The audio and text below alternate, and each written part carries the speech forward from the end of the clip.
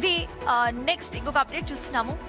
దీని గురించి మాట్లాడాలంటే కొన్ని స్కామ్స్ గురించి మాట్లాడాలి. సో అటువంటి ఒక వైడ్ స్ప్రెడ్ స్కామ్ ఇది. ఇండియా వైడ్గా నడుస్తున్న ఒక స్కామ్. సార్, మా అబ్బాయికి ఒంట్లో బాగోలేదు, హాస్పిటల్లో చూపించాలి, కాస్త సహాయం చేసి పుణ్యం కట్టుకోండి. ఇలా ఎవరైనా మీ దగ్గరకు వచ్చి అడుగుతున్నారా? ఖచ్చితంగా అడిగే ఉంటారు. 4 రోజులైందయ్యా అన్నం తిని, సిటీకి వచ్చి మోసపోయాను, ఉన్న డబ్బంతా పోయింది, మీరేమైనా హెల్ప్ చేస్తారా? పర్స్ పోయింది, ఫోన్ పాడైపోయింది, ఇంటికి వెళ్ళడానికి డబ్బులు లేవు, బస్సు కోసం ఏమైనా డబ్బులు ఇస్తారా? ఇట్లా ఎవరైనా అడిగే వాళ్ళని మీరు చూస్తే వాళ్ళు మంచి వాళ్ళలానే ఉన్నారు కదా, ఇక మీరే దిక్కు అని మీరు అనుకొని సహాయం చేస్తే మీరు మోసపోయింది.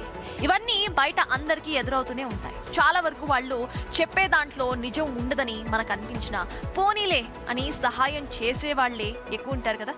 అలానే మార్కెట్లోకి ఇప్పుడు మరో కొత్త రకం మోసం వచ్చేసింది. ఫస్ట్ ఆ మోసం ఏంటో ఒకసారి ఆ వీడియో చూద్దాం.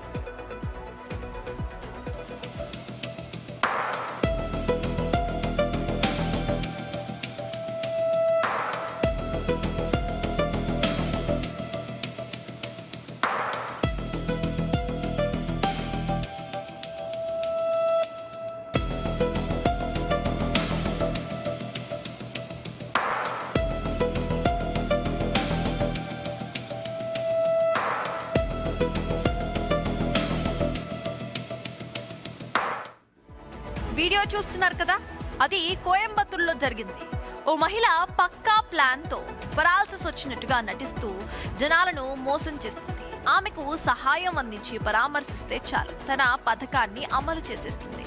హాస్పిటల్లో చూపించుకోవడానికి డబ్బులు లేవని కన్నీరు కారుస్తుంది. అయ్యో పాపం అని ఎవరైనా డబ్బులిస్తే మెల్లగా అక్కడి నుంచి జారుకుంటుంది. ఆమె తీరుపై అనుమానం వచ్చిన కొందరు యువకులు నిఘానుంచారు. పక్క వీధికి వెళ్లి ఇలానే నటించి డబ్బులు వసూలు చేయడాన్ని గమనించారు ఆ యువకులు. వెంటనే మహిళను నిలదీయగా అక్కడి నుంచి తప్పించుకొని పారిపోయింది ఆ మహిళ.